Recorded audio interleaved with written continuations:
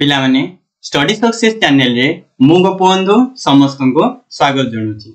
आमे तम political science बही रो भारत रे संघवाद पढुथिले। आमे पार्ट 1 वीडियो रे संघीय राष्ट्रगण ऐकिक राष्ट्रगण ए सब जिंस भल भाव रे बुझिथिले। जो माने पार्ट 1 वीडियो देखिनो प्रथमे डिस्क्रिप्शन रे लिंक अछि जाकी प्रथमे देखि लियो। बुझियला। चलो आज आम यही वीडियो रे कौन करवा से जो संघीय राष्ट्र को पढ़ी थिले से संघीय राष्ट्र रो वैशिष्ट्य गुडी को आलोचना करवा। चलो देखिबा संघीय राष्ट्र रो वैशिष्ट्य। चलो देखिबा फर्स्ट पॉइंट।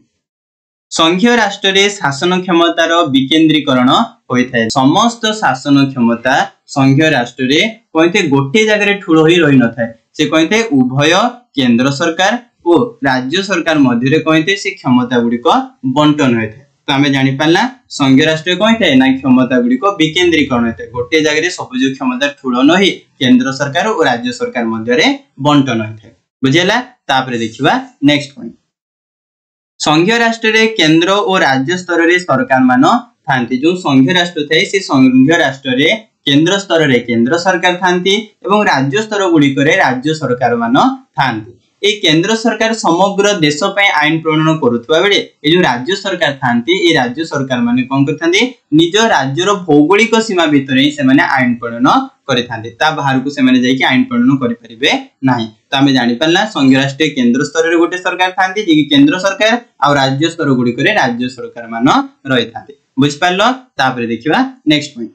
केंद्र और राज्य मानक मध्य रे एक लिखित संविधान माध्यम रे क्षमता बंटन होई थाए।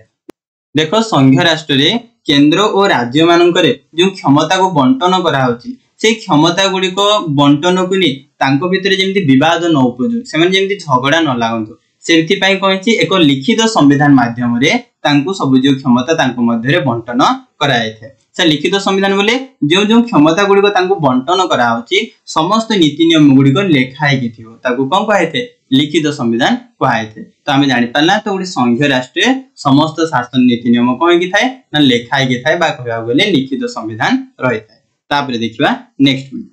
संघीय राष्ट्र रे संविधान लिखित और अनमन्य होय थाए। एबे ही कहली जे संघीय राष्ट्र रे संविधान ता कोन थाए लिखित थाए एवं अनमन्य संविधान थाए। सर अनमन्य बोले कोन जेउ संविधान रे कोन करबा तार जो शासन नीति नियम गुडी को आमे सहज रे संशोधन करि परिबानी अर्थात कहबा बोले सहज रे परिवर्तन करि परिबानी ताको अनमन्य संविधान बोली कहा जाय थाए। तो गोटे संघीय राष्ट्र लिखित संविधान भी थाए एवं अनमन्य संविधान मध्य रहि थाए। बुझियला। तापर देखिबा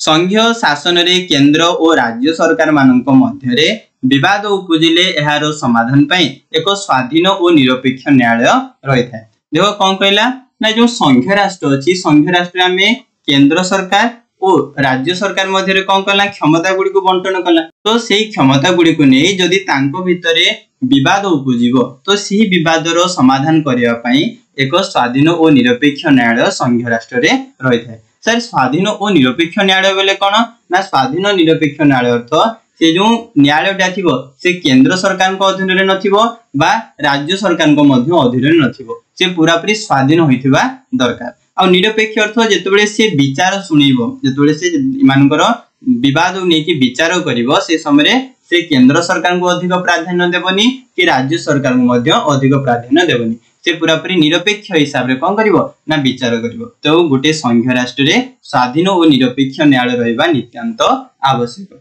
बुझियला। तापर देखिबा नेक्स्ट पॉइंट। संघीय राष्ट्र रे द्वैत संविधान रहिता है। जो संघीय राष्ट्र रहउची से संघीय राष्ट्र द्वैत द्वैत अर्थ दुईटी संविधान देखिबा को मिलि थाए। समग्र देश रे देखो केंद्र सरकार शासन करि थांती तो जो से समग्र देश रे से शासन करिवे तांको पे स्वतंत्र संविधान थाए। से संविधान रो नीति नियम अनुसार से माने देश रे शासन करिवे कि ना केंद्र सरकार। तो तापरे जो राज्य स्तर रे राज्य सरकार माने थांती से माने तांकर संविधान अनुसार निज राज्य रो भौगोलिक सीमा भीतर ही शासन करि थांती। बुझियला। तो जानि पल्ला द्वैत संविधान थाए केंद्र स्तर रे केंद्र पई गुटे संविधान थाए एवं राज्य स्तर रे राज्य मानक पई स्वतंत्र संविधान रहि थाए जोडे केंद्र संविधान थारो अलग। बुझियला। तापर देखिबा संघीय राष्ट्र रे द्वैत नागरिकता व्यवस्था मध्य प्रचलित होई थाए। देखो संघीय राष्ट्र केवल द्वैत संविधान रहि न थाए ता सहित द्वैत नागरिकता मध्य देखिबा को मिलि थाए। सर द्वैत नागरिकता बोले कोन देखो जदि अमेरिका रे जने वास करूची तो से जो राज्यर प्रथमे अधिवासी हेतु से प्रथमे से राज्यर नागरिक हबो तापर जे से देशर नागरिक हेबो। तो आमे जानि पल्ला से दुईटी नागरिक प्रथा ग्रहण कला प्रथमे निज राज्यर नागरिक हला तापर समग्र देशर नागरिक हला। जदि आमे भारतर कहबा तो आमे भारत रे जो आमे अछु एबे ओडिसा रे तो आमे एबे कहू कि आमे सर प्रथमे ओडिसा रो नागरिक तापर जे आमे भारतर नागरिक एमदी कहू कि ना आम भारत रे ए प्रथा प्रचलित नुहे आमे होचु कोन समस्त भारतर नागरिक आम भारत रे एकक प्रथा प्रचलित बुझिला। तो आज आमे कोन कला ए संघीय राष्ट्र वैशिष्ट्य गुडी को भलो भाबरे बुझिला। जदि आपण माननकु आम वीडियोटा पसंद लागिला तेबे लाइक करंतो शेयर करंतो एवं सब्सक्राइब करंतो बुझिला। धन्यवाद।